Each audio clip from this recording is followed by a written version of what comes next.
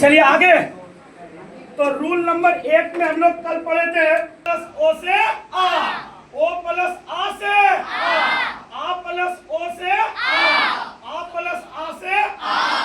आज rule number दीर्घ संधि का दूसरा क्या कहता है कि यदि हर्षई या दीर्घई का योग हर्षई या दीर्घई से ही हो तो क्या बन जाता है? दीर्घई। क्या बनता है?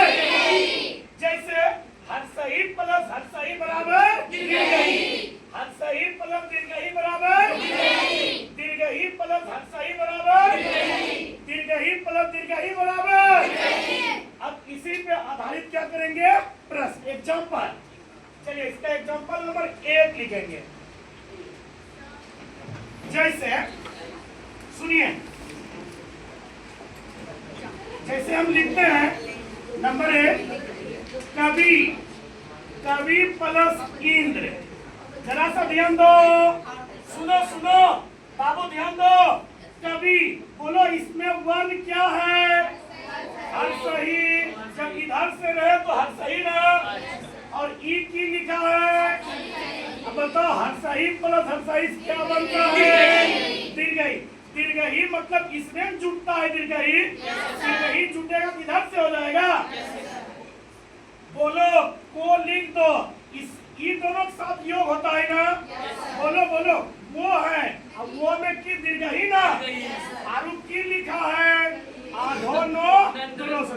बोलो ये क्या बन गया? कवींद्र। क्या बन गया? अरे सबको समझ में?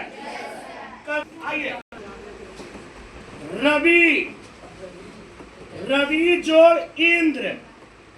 बोलो वर्ण क्या है? कि वो इसमें वर्ण क्या और ई क्या है?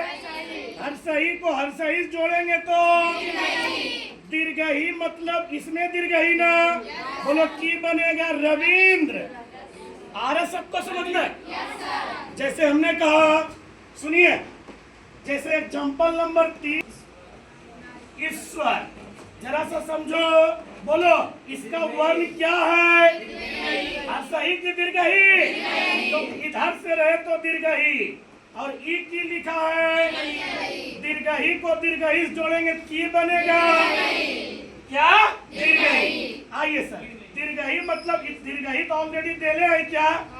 दीर्घई प्लस दीर्घई दीर्घई, दीर्घई तो देले है, हो गया।